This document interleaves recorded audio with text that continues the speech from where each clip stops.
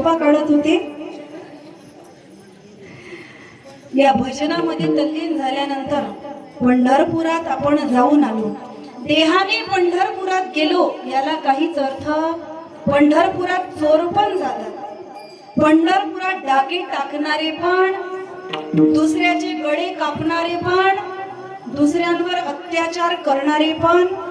पंढरपुरात जाण्याला महत्व नाही. देहाने मनाचं पंढरपूर करता आलं पाहिजे. लक्षात घ्या, या मनाचं पंढरपूर करता आलं पाहिजे.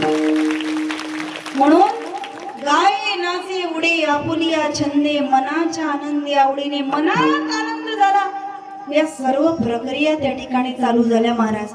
एवढंच नाही, हे करत असताना लाज भय शंका दुराविला मान, न कडे साधना या परते. हे करत असताना मनामध्ये लाज भय, शास्त्राने 9 प्रकारचे भय सांगितले, पण हे करत असताना भय सुद्धा मनात राहिलं नाही. बरं, शंकाही राहिली नाही. कारण देह जाओ अथवा राहो ही दृढ भावना ज्याने मनामध्ये धारण केली त्याला शंका उरण्याचं काही कारण नाही. शंकाही मनात राहिली नाही. एवढी भक्ती मार्गात आम्ही तल्लीन झालो. साधू संतांच्या संगतीमध्ये आलो, बाळू मामाच्या संगतीमध्ये आलो. हे सगळे परिणाम आमच्या जीवनात झाले. लक्षात घ्या, साधू संत कार्य संपल्यावर कधीच थांबत. जगण्याची अपेक्षा आम्हाला आहे. 90 वर्षाची म्हातारी, तिला पण मरावं वाटत. पण साधू संत जेव्हा अवतार घेतात, कार्य संपल्यावर संत थांबत नाही. परत संत थांबत नाही, मग रडत रडत जगाचा निरोप घेतात का? अजिबात नाही. आनंदाने जातात. कारण हे आपलं सासर आहे आणि जिथून आपण आलो होतो ते आपलं काय आहे? माहेर आहे. जिथून आपला जन्म झाला होता ते भगवंताचा दरबार म्हणजे आपलं माहेर आहे. या जगात जे आपण जन्माला आलो ते आपण सासर, या सासरामध्ये जन्माला आलो. सासरी कोणाला सुख? माहेरावरून मुलगी ज्या वेळेला सासरी जाते त्यावेळेला आईच्या गळ्यात पडून ती रडते, बापाच्या गळ्यात पडून रडते, बहिणीच्या भावाच्या गळ्यात पडून रडते. बरोबर की चूक? महिला मंडळ, माहेरावरून सासरी जाताना मुलगी रडते की नाही? रडते. पण या उलट बघा, एखाद्या तरी घरात तुम्ही असं पाहिलं का एखादी सून सासऱ्याच्या गळ्यात पडून 5 मिनिटं रडली, सासूच्या गळ्यात 10 मिनिटं रडली, पटकन बॅग उचलली की गाडीत माग बघत सुद्धा. कारण जिथे माया आहे, जिथे प्रेम आहे, जे प्रेमाने भरलेलं आहे त्याचंच नाव आहे माहेर. आणि जिथं सासूरवास सुनेला होतो, मुलगी 10 वाजेपर्यंत झोपली तरी आई म्हणते उठू नको बाळा, झोप झोप, अजून 10च वाजले.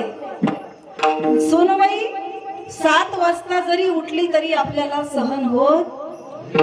माहेरात जे सुख आहे ते सासरी. मन साधू संत ज्या वेळेला जगाचा निरोप घेतात ना, आनंदाने घेतात. बाळू मामाने सुद्धा या जगामध्ये जेव्हा निरोप घेतला, अहमदापूर हे समाधी स्थळ त्यांचं आहे. जेव्हा देह ठेवला 4 सप्टेंबर 1966, ज्या वेळेला देह ठेवला त्यावेळेला सुद्धा समाजाकडे कृपादृष्टीने पाहिलं. देह ठेवला का? कारण मन, कर्म, वाचा ही सगळी भगवान परमात्म्याला अर्पण केली होती. ते स्वतः शिवमय झाले होते, ते स्वतः भगवंतमय झाले होते. म्हणून या जीवनामध्ये जगत असताना कधीतरी या देहाची पंढरी करता आली पाहिजे. जणू देह ही पंढरी, आत्मा पांडुरंग. या आत्म्याला पांडुरंगाचं, बाळू मामाचं स्वरूप देता आलं पाहिजे आणि उभं आयुष्य नामस्मरणात आपलं गेलं पाहिजे. म्हणून वारकरी संप्रदायाच्या अनुसार हाताने टाळी, मुखाने नामस्मरण करायचंय. ताड बसा आणि हात उंच करा. सर्वांनी ज्यांचे हात सोबत आणलेले त्यांनी उंच करा. ज्यांनी घरी ठेवले त्यांचं मला काही म्हणायचं नाही. विठोबा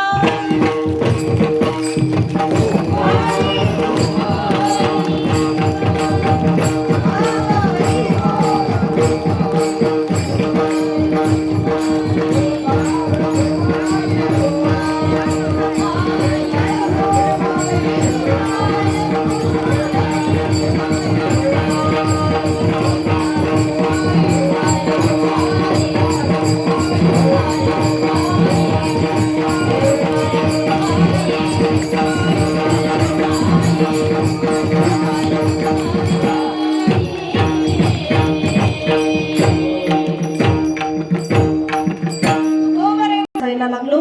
लाज भय शंका ही सुद्धा मनात राहिली नाही. मग तुकोबरे आणखी तुमची काय इच्छा आहे?